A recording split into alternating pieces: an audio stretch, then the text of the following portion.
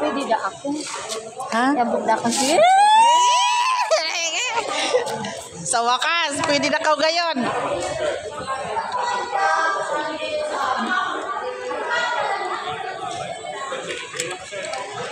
Tama ha. 10 minutes sa mong kigda, baka ng kamot. Ah, okay na. Hala, dali aragod. Lugoy, gudto sa una. Mataw naman yung ugat, ma'am. Hala, dali ara eh.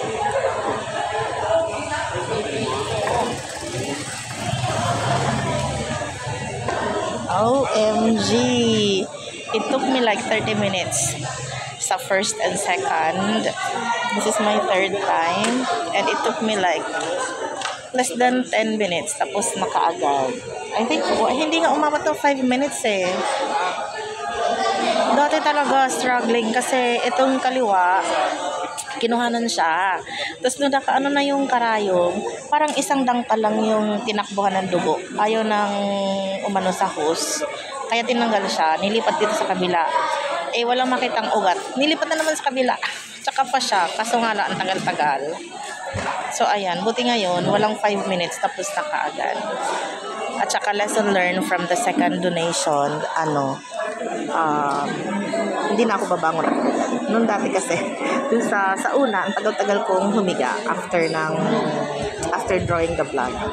Tapos nung pangalawa, dahil sa wala ako namang naramdamang masama nung una, pumangon agad ako sa Raulo at pumunta ako ng office para parito dahil nga busy din ng mga time na yon. Tapos maya-maya, bigla akong pinagpawisan ako nun, napadaan ako sa may electric fan, tsaka may dysmenorrhea akong time na yun nung kinuhanan ako. Napadaan ako sa electric fan na may pawisan. Bigla akong hinimatay. Tapos nung buti na lang nung hinimatay ako, ito pa din tong mga mukha na tong mga doktor na to. Tapos ayun, inasikaso nila ako. Tapos nung medyo okay na. Ha? Hindi kita makahintay. Kaya ang sa may classes ito. Hawa yung kuan respondent. Dili sagad kita makaproceed. Kuanan uli. Sumunan uli.